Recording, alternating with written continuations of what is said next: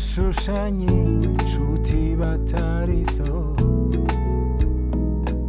bagenzwa no kwishakira inyungu yagira ubona mu bibazo.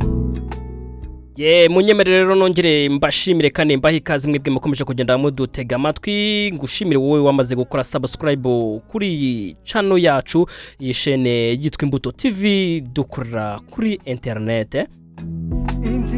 Uko rero musanzwe mubizi aya masaha twagezaho amakuru yanditswe mu bitangazamakuru niyo yitwa Imbuto Breaking News. Ako tugenda tubasomera amakuru yiriwe avugwa, amakuru yiriwe yandikwa mu bitangazamakuru byandika.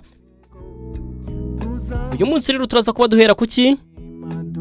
Aza kuba ngubwira ni Perezida Paul Kagame yagaragaje imbaraga z'ubufatanye mu gushaka ibisubizo by'ibibazo byugarije isi. Nako kandi turaza kuba turebera hamwe u Rwanda Perezida Paul Kagame yifuza mu mwaka wa 2034. Perezida Kagame rero akaba yanageze ahitwa Riyadh ni mu nama ihuza Arabia Saudite ndetse na Afrika. Mu gihe kandi ubwo turaza kuba dusimbukira hanze nanone, ariko mbere yuko tujya ndaza kukubwira ni ntitugomba gutsimbarara mu bihe byashize. Ibi nabyo byavuzwe nande, nabyo kandi byavugiwe hehe, gusa reka mubwire ko ari muri iyi nama iri muri Saudi Arabia. Nari nkubwiye ni hanze y'igihugu turaza kuba tureba iki bwo ni nyuma y'umugabane wa Afrika. Ndakubwira ko imperi zivuze ubuhuha muri Korea y'Amajyepfo, kandi ubwo ni mu gihe bitoroshye Israeli noneho yateguje agahenge k'amasaha ne buri munsi ni muri ka gace ka Gaza irimo irarasa ubutitsa. Reka mubwire rero ne andi makuru yose n'ayandi ntakubwiye mu ncamake ndaje gatoya rwose nyakugezeho yakuramburire tuyavimuzi ni muzingo wa mugane w'abanyarwanda. Mubwira ninge nitwa Rugwizango Fraterne Frank, ariko mbere yuko dutangira ikiganiro ndagira ngo mbanze nkubwire ubutumwa. Ubungubu gutakaza icyangombwa mu Rwanda rwose bishyizweho iherezo ngo bigenze bite rero. Ubungubu gutakaza ibyangombwa mu Rwanda byasaga naho rwose bihangayikisha nyiri ibyangombwa, ariko ubungubu urubuga wa eshatu akadomo.com rwabaye igisubizo ku banyarwanda bose batakazaga ibyangombwa. Aho rwose aho usanga nk'indangamuntu cyangwa se permis de conduire, aho umumotari cyangwa se umushoferi rwose yabaga yagize ibyago akatakaza ibyangombwa bye, akaba yakongera gusubira gushakisha ibindi byangombwa bikamufata igihe. Iki kibazo cyashyizweho akadomo.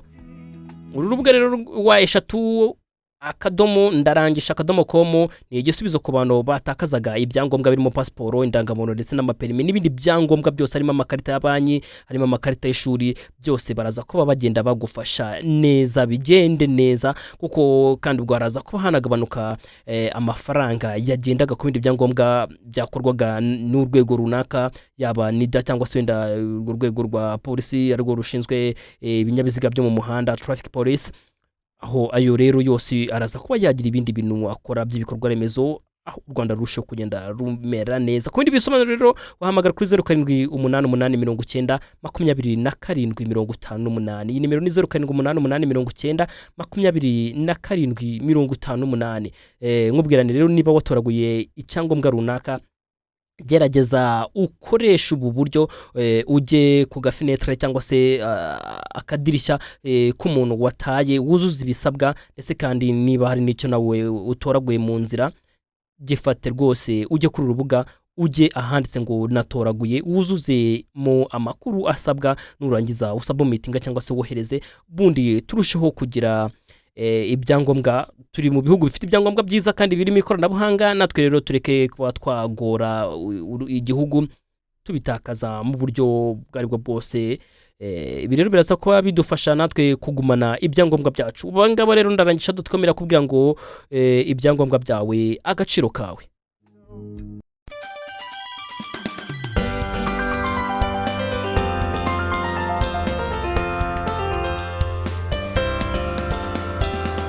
Dufatanye urugendo nakomeye mubere inshuti. reka rero dutangire ikiganiro cyacu nkubwira ni perezida wa Repubulika Paul Kagame yagaragaje imbaraga z'ubufatanye mu gushaka ibisubizo by'ibibazo byugarije isi. Perezida rero Kagame witabiriye inama ihuza Arabia Saudite ndetse na Afurika kuri uyu wa 10 Ugushyingo yagaragaje ko nubwo ibibazo byugarije isi byagaragara nk'ibikomeye, ibisubizo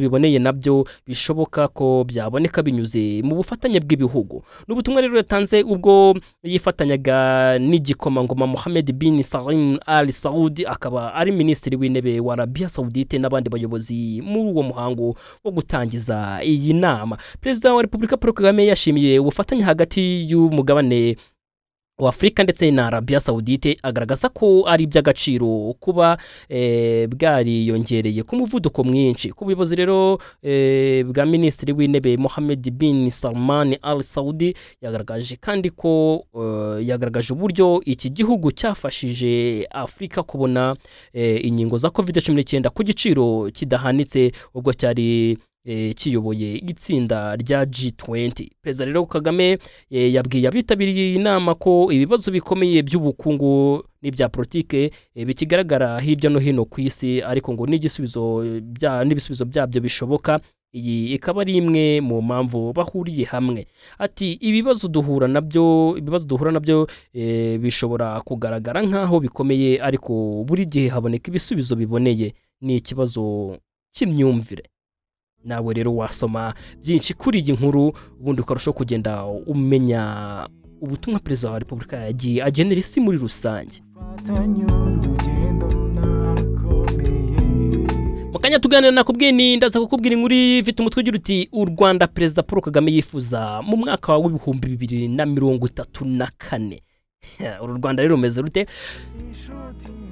Ukwezi kurenga kurashize Paul Kagame atangaje ko azongera guhatana mu matora y'umukuru w'igihugu ateganyijwe mu mwaka wa 2024. Bivuze ko naramuka atowe muri iyi manda ya kane azakomeza kuyobora u Rwanda kugeza mu mwaka wa 2029.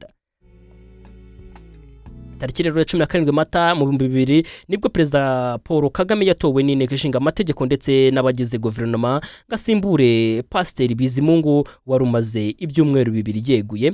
Nyuma y'iminsi rero 6 iki gikorwa cyo gutorwa n'inteko ishinga amategeko kibaye cyakurikiwe n'umuhango wo kurahira Paul Kagame nka perezida wa Repubulika y'u Rwanda. Yongeye rero gutorwa kuba perezida mu matora rusange yo ku itariki 25 Kanama umwaka wa 2023, aho yatsinze ku majwi 95%. Imyaka rero 23 Perezida Kagame amaze ku buyobozi bw'u Rwanda yaranzwe no gukomeza gushimangira ubumwe bw'abanyarwanda bwari kuri 92.5% mu 2017, ubu bukaba bugeze kuri 94.7%. Kugeza ubu rero u Rwanda rufatwa nka kimwe mu bihugu bike bya Afrika bifite ubukungu buzamuka ku gipimo kiri hejuru, aho kiri mu mpuzandengo ya 7% buri mwaka uhereye mu mwaka w'2000. Mu 1990 umusaruro ku muturage ku mwaka wari amadolari 378, mu gihe mu 1994 yari amadolari 146, mu 2000 yari amadolari 225 y'abanyamerika. Byageze rero mu mwaka wa 2010 amadolari yarazamutse yarageze kuri 579 y'amadolari y'abanyamerika, mu gihe mu 2015 byari amadolari 728, 2017 yari amadolari 778, naho mu mwaka wa 2018 byari amadolari 788 ku mwaka. Ingengo y'imari y'igihugu yikubye inshuro zigera kuri 14, mu gihe ingengo y'imari ituruka imbere mu gihugu yazamutseho inshuro 20 mu myaka 20 ishize.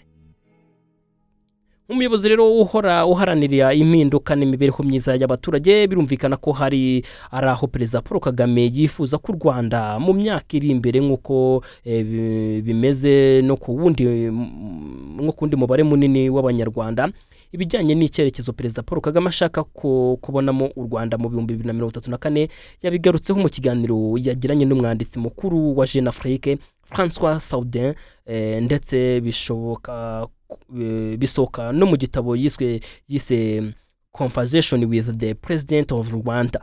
Iki gitabo rero nawe waba wasimbukira ku rubuga rwa internet ukaba wagishaka ubundi nawe ukagisoma. Muri iki kiganiro rero uyu munyamakuru yabajije Perezida wa Repubulika Paul Kagame inzozi afite ku Rwanda rwo mu 2034. Perezida Paul Kagame amusubiza nawe mu buryo bwiza cyane kandi bwihuse ati inzozi zanjye n'iz'u Rwanda rutekanye by'ukuri, rutekanye mu ngeri zose, u Rwanda rw'uburumbuke rwageze mu buryo bw'imibereho isa n'iya bya bihugu byabigezeho ariko bikaba bitakibiha agaciro. Amagambo akomeye cyane. Nawe rero wasimbukira ku bitangazamakuru ugasoma ibindi byinshi byakomeje kwandikwa kuri iyi nkuru. Gusa ariko ntabwo nareka kukubwira ko Perezida Paul Kagame yakomeje avuga ko ibi byiza yifuriza u Rwanda ari nabyo yifuriza Afurika ndetse hakiyongeraho n'ikintu cyo kubahwa ku ruhando mpuzamahanga. Uyu munsi rero ibitangazamakuru byakojeje baba muri wino wamagane wa munyamakuru bikandika kuri Perezida Paul Kagame byabaye byinshi.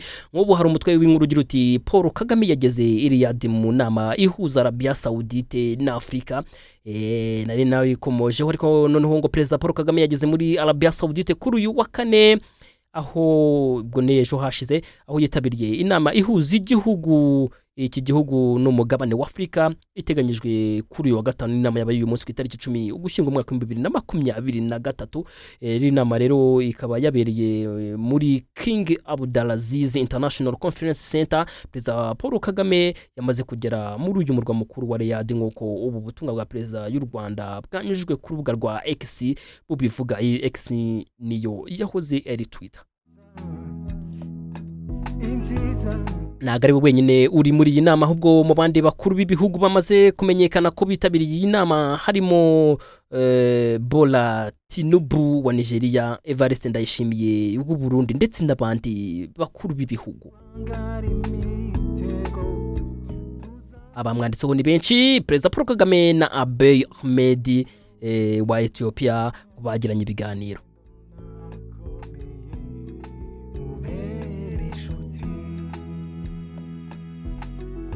Perezida Paul Kagame witabiriye inama ihuza ibihugu bya Afrika na Arabia Saudite yagiranye ibiganiro na Minisitiri w'Intebe wa Ethiopia na Abiy Ahmed bigamije kwagura umubano w'ibi bihugu byombi.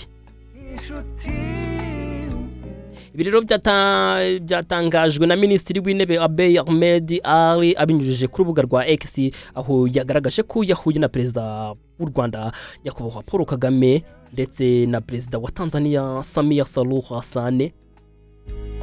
Ntabwo rero yatangaje byinshi ku byaganiriwe muri ibi biganiro ku mpande zombi zagiranye, gusa yagaragaje ko ari ibigamije kuzamura no kongera imbaraga mu mubano w'ibihugu byombi. Yagize ati nahuye kandi na Perezida wa Tanzania Samia Suluhu Hassan ndetse na Perezida w'u Rwanda Paul Kagame tuganira ibiganiro bigamije guteza imbere umubano mu nama izwi nka South Africa Summit.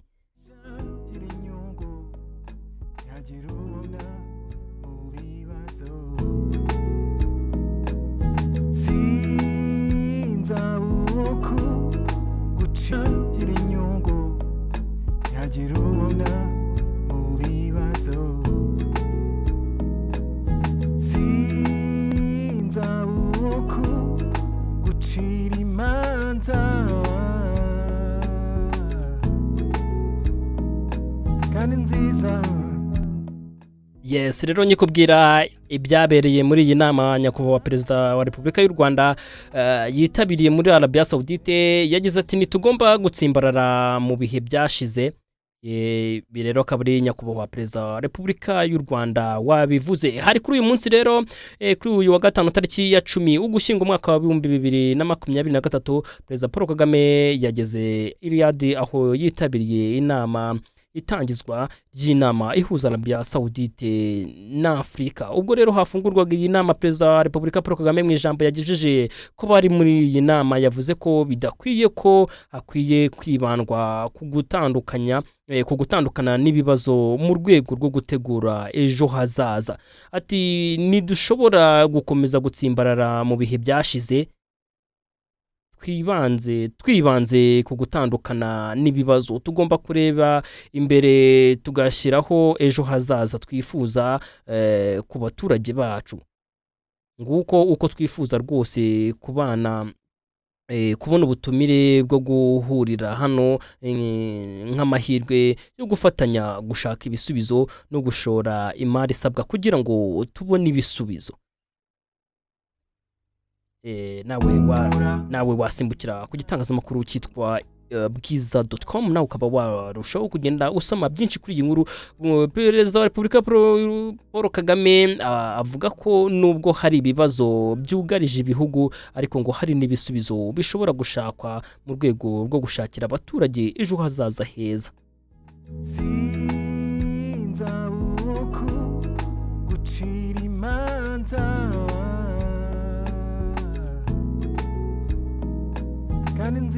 reka nkubwire ko rero kuri uyu munsi inkuru yanditswe saa 12 z'umugoroba n'iminota 58 yanditswe ifite umutwe ugira uti Titi Brown yasohotse imageragere asaba ubufasha.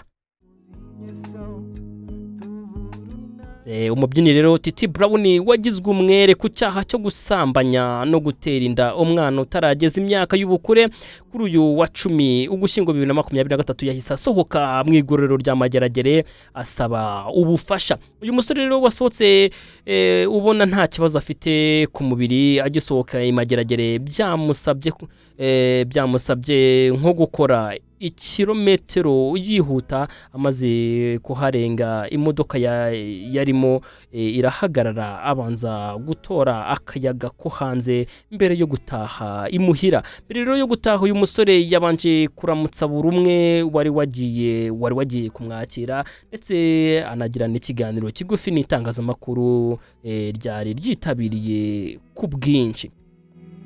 Mu kiganiro rero n'abanyamakuru Titi Brown yavuze ko ashimira buri umwe wamubaye hafi mu buryo bwari bwo bwose. Agira ati maze imyaka 2 hano, ndashimira Imana inkuye hano.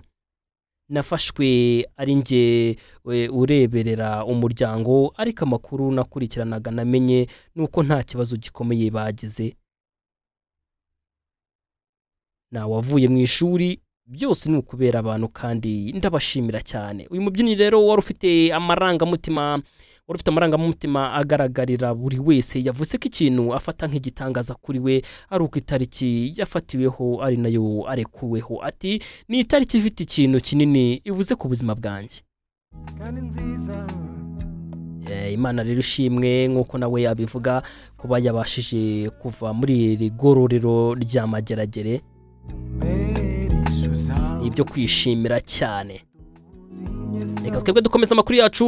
Yitwa Jinping na Biden bagiye guhurira mu biganiro byo kuvugurura umubano. Perezida wa Leta Zunze Ubumwe za Amerika Joe Biden n'uw'Ubushinwa yitwa Jinping bazahura ku itariki 15 ukwakira mu biganiro bigamije kuvugurura umubano nyuma y'igihe hari umwuka mubi hagati y'ibi bihugu byombi. Iyi nama rero igamije gukumira ko habaho amakimbirane hagati y'Ubushinwa na Leta Zunze Ubumwe za Amerika, ndetse bombi bazagaruka ku bibazo byugarije isi nk'intambara ya Israel ndetse na Hamas n'iy'Uburusiya na Ukraine nk'uko inkuru ya France 24 ibivuga.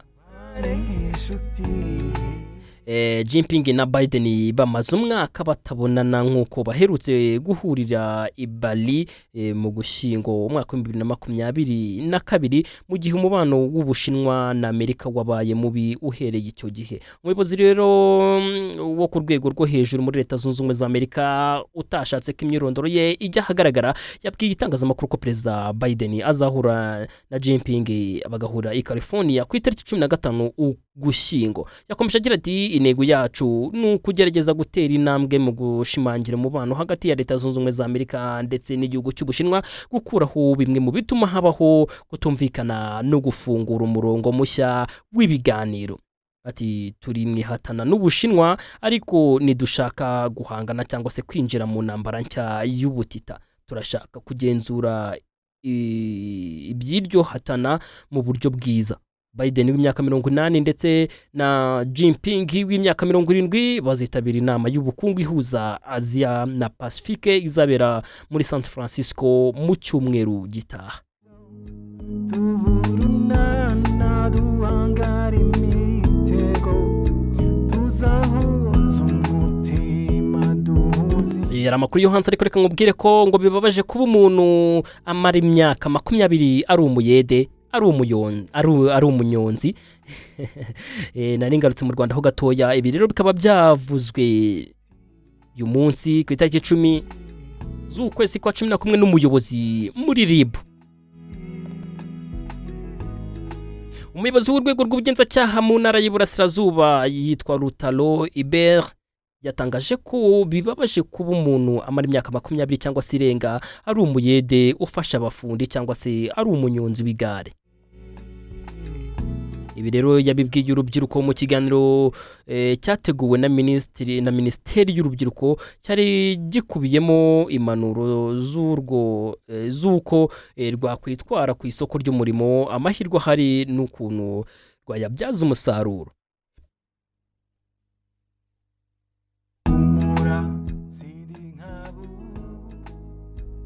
Rutalo Iberi yagize ati ngiye kubaho urugero rumwe rubereka ko guhitamo ari byo bituma umuntu aba uwariwe. Mujya mwumva abantu bita abayede bariya bafasha abafundi. Mu by'ukuri umuyede ahembwa amafaranga make yashoboka, umufundi akamukoresha, ariko ikikwereka ko amahitamo aba afite icyo avuze cyane cyane n'ukuntu umuntu aba umuyede afite experience y'imyaka 20 yose.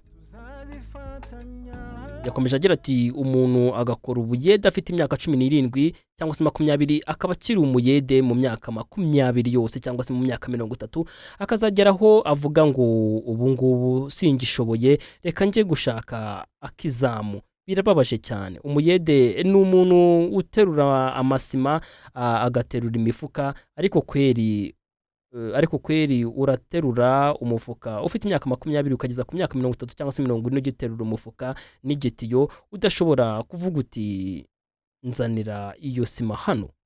Ubwo yararaho ngaho yashaka kuvuga ati kubera iki udashobora kuba wakigira aho ngaho, kubera iki wemera gukomeza gukora iyo mirimo. Nawe rero waza kugitangazamakuru cyitwa bwiza.com nawe ukabasha kuba wakisomera amakuru yandi yakomeje kuba yandikwa kuri iyi nkuru.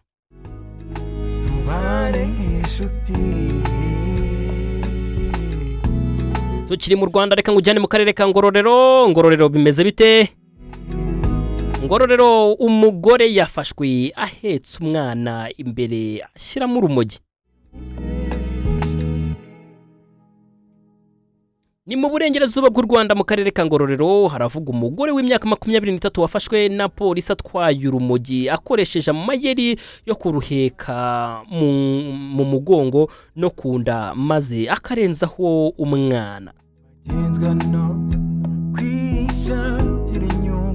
Bivugwa ko ngo uyu mugore utudupfunyika tw'urumogi tugera ku 1018 yaratuvanye mu karere ka Rubavu. Polisi ivuga ko yamufashe ku bufatanye n'abaturage batanze amakuru maze nawe ahita atabwa muri yombi.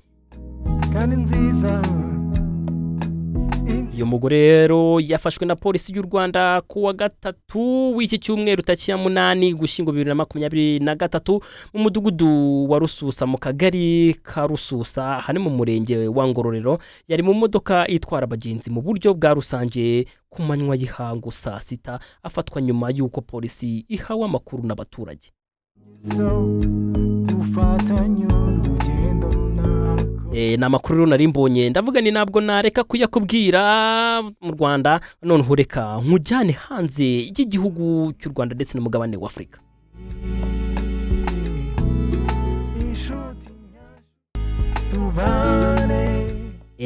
Israel rero yateguje agahenge k'amasaha 4 buri munsi muri Gaza. Israel rigiye gutangira gutanga agahenge k'amasaha 4 buri munsi mu turere two mu burasirazuba bwa Gaza, nk'uko bitangazwa n'umuvugizi w'inama y'igihugu y'umutekano ya Leta Zunze Ubumwe za Amerika yitwa John Kirby. Hagati aho Minisitiri w'umutekano wa Israel ashimangira ko ari ingingo zerekeye gusa uturere kanaka cyangwa se runaka tuzwi neza mu rwego rwo kurushaho kugabanya umwuka w'intambara. Kuri rero wa kane ejo hashize nibwo muri Gaza hagabwe ibitero biremereye cyane, ndetse amakuru avuga ko byahitanye ng'abatari bakeya.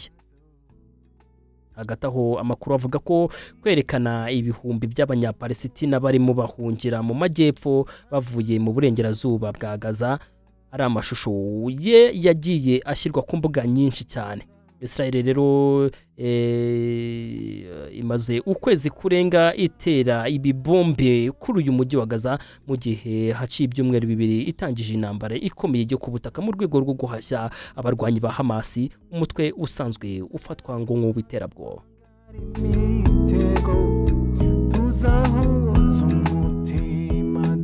Tukiri rero kuri iyi ntambara ndetse kandi tukiri no kuri iki gihugu cya Israel, ishyamba ntabwo rikiri ryeru hagati ya Israel ndetse n'igihugu cya Brazil nyuma y'ibyatangajwe na Mossad.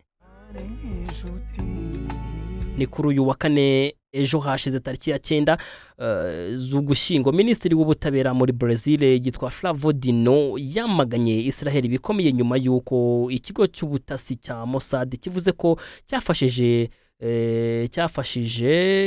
guhagarika igitero cy'umutwe w'abarwanyi ba Kisilamu wa Hezbollah ku Bayahudi no muri Brazil bo muri Brazil. Dino yasubizaga amagambo adasanzwe yatangajwe ku wa gatatu, aho ikigo cya Mossad cyo muri Israel cyashimiye igipolisi cya Brazil maze kivuga ko bitewe n'intambara yo muri Gaza, Hezbollah yakomeje kwibasira ibitero bya Israel abayahudi ndetse abayahudi n'uburengerazuba. Mu gitondo rero cyo kuri uyu wa gatanu tariki ya 10 igipolisi cya Brazil cyataye muri yombi abantu 2 batavuzwa amazina bakurikiranyweho ibikorwa by'iterabwoba, kandi isohora ibyemezo 11 byo gusaka no gufatira imitungo. Gaho rero nyemerera tugere ku musozo wa ya makuru nakubwiraga nkubwira ni iki ngiki cyari kiganiro Imbuto Breaking News, ni ikiganiro kikugezaho amakuru yanditswe mu bitangazamakuru uwo munsi. Ariko nguko nakubwiye ko ndaza kuba mu gaseke kanjye harimo inkuru dusorezaho, nakubwira ko imeri zivuze ubuhuha muri Korea y'Amajyepfo. Guverinoma ya Korea y'Amajyepfo yatangaje ibyumweru 4 byo kwinjira mu rugamba rwo guhangana n'udusimba tw'imperi. Inyuma rero yuko tugaragaye ahantu harenga 30 harimo ubwiherero rusange muri za gari ya moshi, amacumbi y'ibigo by'amashuri ndetse no mu ngo z'abaturage. Uyu muyobozi rero yakoresheje amagambo y'igitero avuga ngo ni urugamba rwo guhangana n'utu dusimba tw'imperi. Mu minsi yashize nibwo nakubwiye ko imperi zari koroje mu gihugu cy'Ubufaransa, bagira naho rwose bafata ibyemezo bikomeye cyane. None izi mperi zishobora kuba niba zateza indege, niba zakoresheje ubwato, niba zigenda n'amaguru mu muhanda mpaka zigeze Rwota Amasimbi. none tayari zamaze kwataka n'igihugu cya Korea y'Amajyepfo. Inkuru rikomeza ivuga ngo ni ikibazo giteye inkeke nk'uko ibintu nk'ibi ngibi byaherukaga mu 2014 ubwo ikigo gishinzwe kurinda no gukumira indwara muri Korea y'Amajyepfo cyatangazaga ko ahantu 9 hatandukanye hagaragaye ibi bikoko by'imperi. Ibigo rero birwanya udusimba muri Korea y'Amajyepfo byatangaje ko kuva iki kibazo cyagaragara muri buri munsi byakira amatelefoni y'abaturage basaba ubufasha bw'uko barwanya utu dusimba, nabyo bikagenda bishyiraho uburyo bunyuranye bwo gutanga ubufasha burimo n'ubwo kunyuza ubutumwa ku mbuga nkoranyambaga zitandukanye.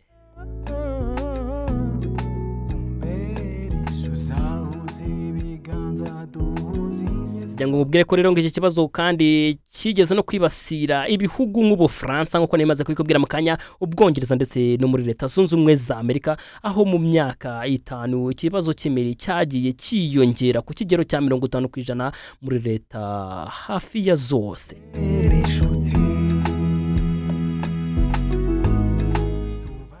Reka rero tugere ku musozo w'ikiganiro cyacu cy'uyu munsi, ngushimira wowe wakomeje kugenda dutega amatwi. Ngiye nari Rugwizangoga Fraterne Frank nkubwira ni itangazo ni ryarindi. Wowe wenda ukimara kutwumva akanya wakibaza ngo itangazo ni irihe. Dutangira ikiganiro twababwiye ko ubu ngubu ugomba gutandukana no kuba wabura ibyangombwa byawe byatakaye, kuko hari urubuga wa eshatu.ndarangisha.com ubundi ugakurikiza amabwiriza ibyangombwa byawe bikaba byaboneka hifashishijwe ikoranabuhanga. Tandukana rero no gutanga amatangazo kuri radio cyangwa se televiziyo, kuko turi mu bihe by'ikoranabuhanga.